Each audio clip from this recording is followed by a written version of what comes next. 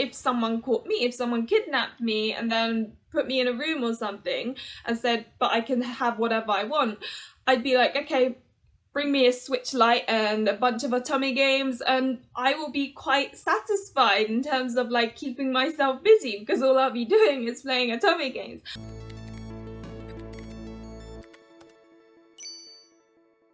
Hello everyone, it's Luli and happy International Women's Day. Now today's topic is going to be a much girlier one. Usually I do focus more on the story or the love interests, but today, since it's International Women's Day, I'd like to focus on the main characters, and therefore I'll be doing a top 3 Otome protagonist video. I'll be going through 3 of my absolute favourites, as well as kind of a couple that I feel are a little underrated by the Otome community, and sort of discuss why they may be, which I think is quite an interesting one, and hopefully you'll enjoy it. But anyway, without further ado, let me start. So my third favourite Otome character has got to be Shana from Birushana Senki, or I guess in English it's Birushana Senki Rising Flower of the... what is it again? Rising Flower of the Genpei or something. I just look it up. But she's this girl that is having to pretend to be a guy because she's sort of like one of the heirs to the Minamoto clan who lost in the Heian War, and you know, it's interesting because she's having to hide this identity, and I just see that she's such a strong girl, but it's not 2D in that, you know, she's easily able to hide the fact that she's a girl and like everyone just respects her and oh, it's all great. No, because you see her thought process, you can really see the 3-dimensional side of her sort of, you know, trying really hard, and she does succeed in having this hard exterior and hard sort of male-like feel about her, but you also see the kind of complex sort of all these thoughts that are going through her mind about her struggles of having to, you know, live and sort of work things out with all these guy characters that don't know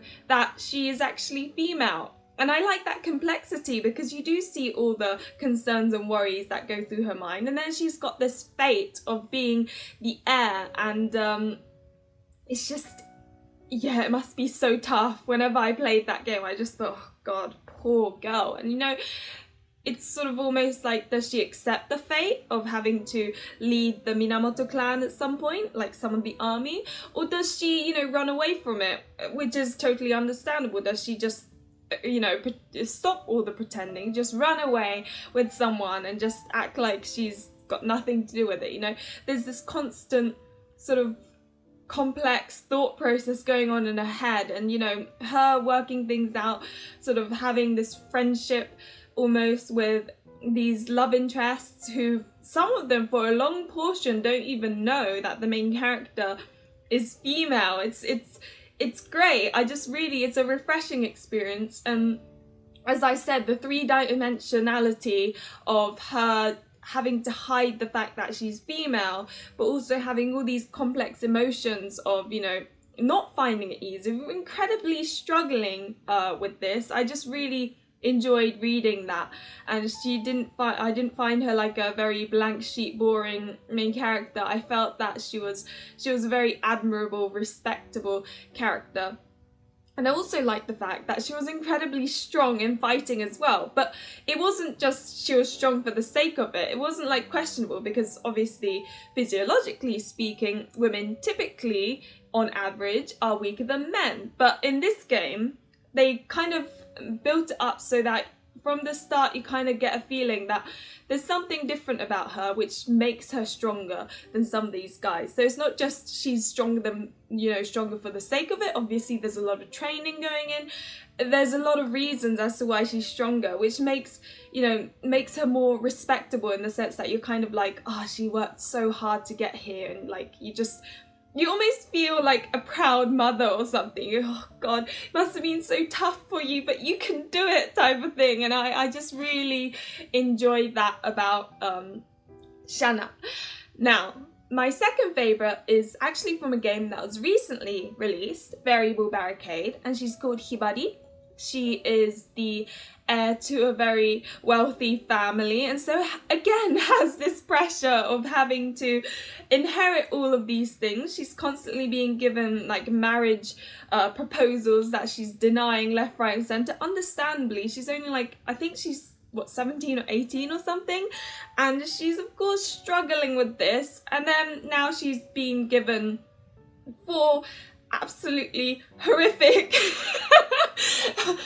problem-ridden love interests that her grandfather is like, you have to pick one of them, and you just see the struggles of her having to deal with these 4 guys. And you know, I think all of them are good at heart, so I think it's great to see her relationship build with these different guys. And again, I think what I like about her also is how different she is to a lot of main characters, because she's actually a tsundere girl. So on the surface, you know, she's having to act like she's this elegant, good at everything, respectable girl, where everyone at school is like, oh, Hibari-sama. And yeah, when you look at that, you're like, oh god. But as the player, you know that she has got a very soft core, and those who are close to her understand that you need to break through that shell to see that soft core. And when you see it, oh, it hits your heart. It's just so cute, you know, like, I swear I wish Hibari was a love interest, because she is so cute. I'm not even into girls and I want her to be a love interest because she's so sweet.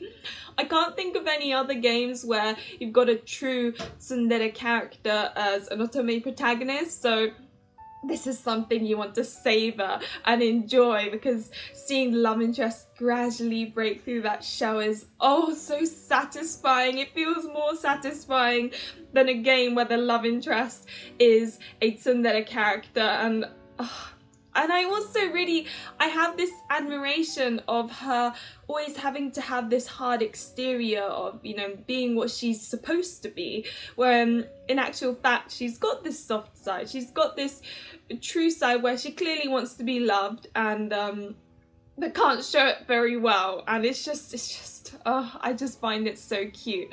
And for that, I guess I have a thing for these characters that actually have a soft side. I don't know. I have to keep a, you know, I think it's because it's a bit like when you're an introvert and then you go to a party, but you don't want to, you know, bore other people or, you know, be rude or anything, so you have to act like you're having a great time. You have to act like you're, you know, feeling very, or at least in my case, I'm naturally an introvert, but when I go to a party I become such a tryhard. I try so hard to like make people happy and enjoy themselves. So I guess in that sense I kind of relate in that stress of having this, you know, surface side compared to what you're truly feeling and thinking. I mean, I'm sure many of you have the same experience, and therefore I feel like these characters are incredibly relatable. But in Hibari's case, it's very much the oh, you see the soft core and it's just oh so cute. Now, my first and most favourite Otome game protagonist has got to be, no doubt, hands down, Lynette from Cupid Parasite. I mean, have you seen her pink hair? Okay, I'm not like saying this just based on looks, I promise. It's just her pink hair is just like an extra bonus, you know, pretty thing, you know? And I think the reason why I like Lynette actually is that she's so different from me, because I personally am very much like housewife material, in the sense that I prefer kind of doing things in the house, like staying indoors and like doing things like cleaning, cooking. That suits me more because I can do it in my own pace, because I don't suit an office environment. Whereas Lynette, oh my gosh, she's got this very positive thinking of and sort of ambitious way of thinking, where she's constantly like work, but in a healthy level, and she, you know, keeps on working hard and she finds it fun. And I just think, oh my gosh, I'm so envious of that, because I'm just the complete opposite, you know. And I also like the gap between how, because she's Cupid, because she's a god, she's very kind of, innocent, especially in the human world, and seeing her develop in the human world is interesting, and her coming across different experiences and learning about things, but not being shocked, and it's not in a depressing way. I really enjoyed that personal growth that I saw in Lynette.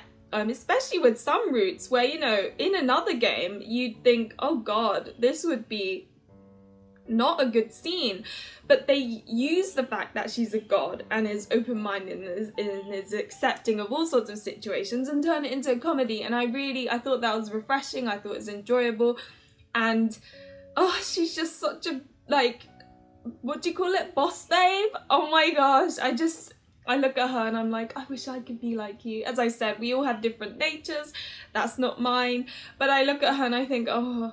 But you know, there are scenes where she does show like housewifely sides to her, and that I'm also like, oh, that's cute too. So yeah, I really liked Lynette.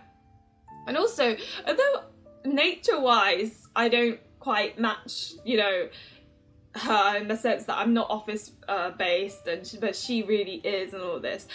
The way she thought, I still related so much to her. Like whenever she said anything in the game, before she said it, I was thinking the exact same thing. Whenever like I'd be playing the game and something happens or the ally says something, and I'll be like, ugh, like I'll say whatever in my head, and then I'll click A.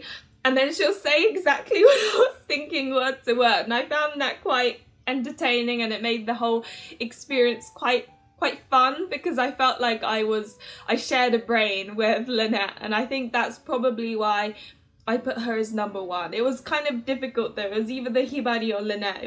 I like them both extremely so for the same reason. So those are my top 3. Now moving on to kind of like the underrated character that I've come across. So one is definitely Lily from Pio Fiore. Now Lily has a very kind of, I think she's got this reputation of being a very weak girl with no brain of her own, and she just does as she's told. And to some degree I see where that opinion comes from. She, you know, gets captured by the mafia. She always has to do as she's told, and she does a lot of baking and cooking. But like, I personally think that is the smart thing to do. When I think of mafia and I think of craziness, like, you know, yakuzas and mafias and all of that, I do think that when they say they're gonna shoot you or when they threaten you, they mean it. So if Lily was the independent woman type character that fought against, you know, whatever these people said, she'd die. So the way she, you know, is obedient in certain things, I think that's her way of surviving, and I think that is a very smart way of thinking. And also the baking that happens, which is quite a lot. It's going to the extent it would always make me hungry. But she does a lot of baking. I think that's kind of her way of sort of enjoying herself given this situation, because although she is trapped in like the mafia mansion or wherever she's staying, she finds enjoyment in baking, as she did back in the church. And I feel like, you know, that's the same as if someone caught me, if someone kidnapped me and then put me in a room or something and said, but I can have whatever I want, I'd be like, okay, bring me a Switch Lite and a bunch of Otome games, and I will be quite satisfied in terms of like keeping myself busy, because all I'll be doing is playing Otome games. And if I'm to be completely honest, like, don't get me wrong, it's scary being, you know, captured by all these gangster mafia people. It's scary, but at the same time, she doesn't need to clean. I know she does, but she doesn't need to clean, she doesn't need to cook, she doesn't need to bake, she doesn't need to do all these things. I guess for her these are fun things. For me they're like the equivalent of work, but to her these are fun things. But if you think about it, if you were in this situation and you're told you don't have to do that, it's kind of like, this is great, I'm on a holiday. But anyway, to her, because she, I guess, likes doing the housewifey things, it keeps her busy and makes her satisfied, that's her way of having fun almost. And I don't think there's anything wrong with that. But I think in this day and age, in this society, women are very much told that we need to be working. We've been given the opportunity to work. We should, you know, go out there in the office. We should have ambitions. We should be trying to climb up and be CEOs and all of this. When in reality, that's not necessarily for everyone. As I mentioned earlier, I very much feel more comfortable in a home setting. I feel happier doing cleaning and cooking.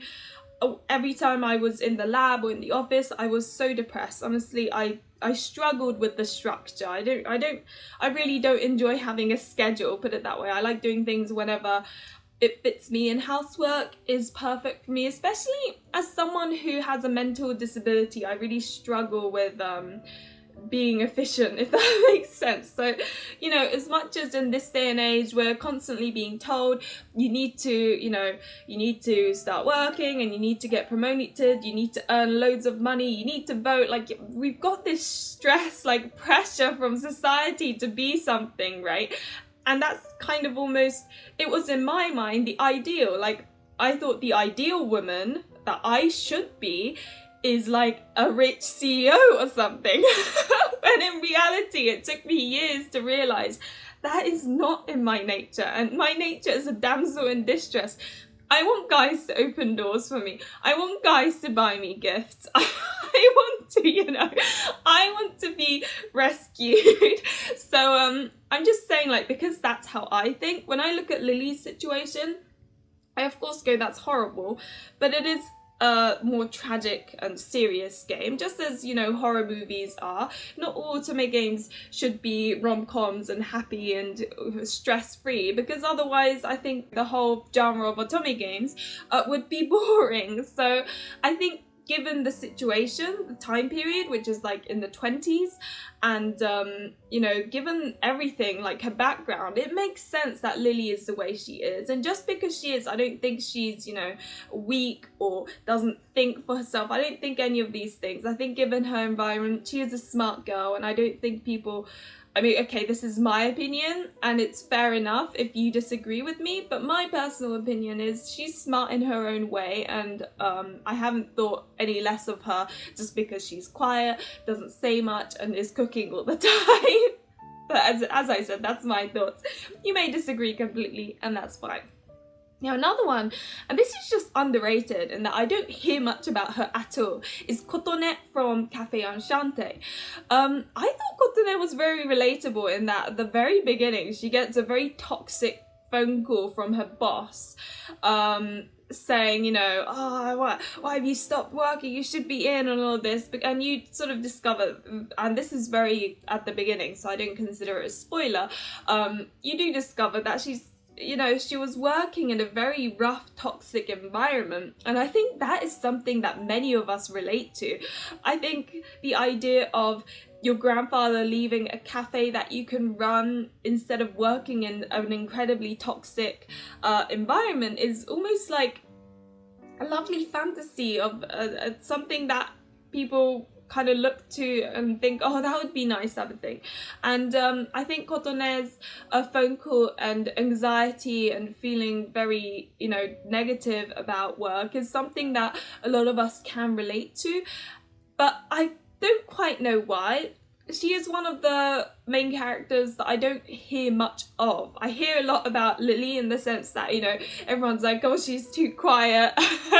I hear a lot of talk about Amnesia, the main character, where everyone's like, oh my god, she doesn't even have a name and she doesn't talk much and doesn't have a mind of her own. That I agree with, but then again, it's because, you know, Orion or whatever his name is does all the talking, and yeah, in that case I feel like she doesn't have much of a personality, although for a good reason, because I guess it's one of those games where you self-insert more than others. We've got Lynette, who everyone's like, oh, she's such a boss babe. You've got, you know, Hibari, who's like a tsun girl, and you hear of all these like main characters, but for some reason I don't hear much talk from Kotone, even though possibly she's probably one of the most relatable out of all of them. Anyway, that's why I thought I'd mention her, because I think she deserves to be mentioned as well. So that's me sort of discussing how I feel about some of the Otome game protagonists.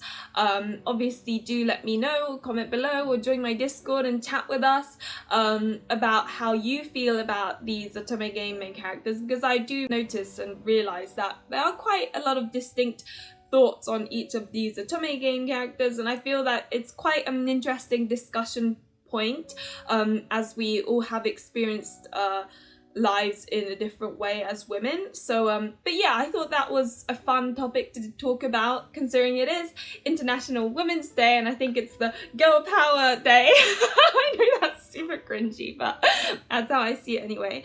But yeah, and I think I'll leave it there. As always, thank you very much for watching. Remember to like and subscribe if you enjoyed the content, and hopefully I'll see you in another one of my videos. Bye!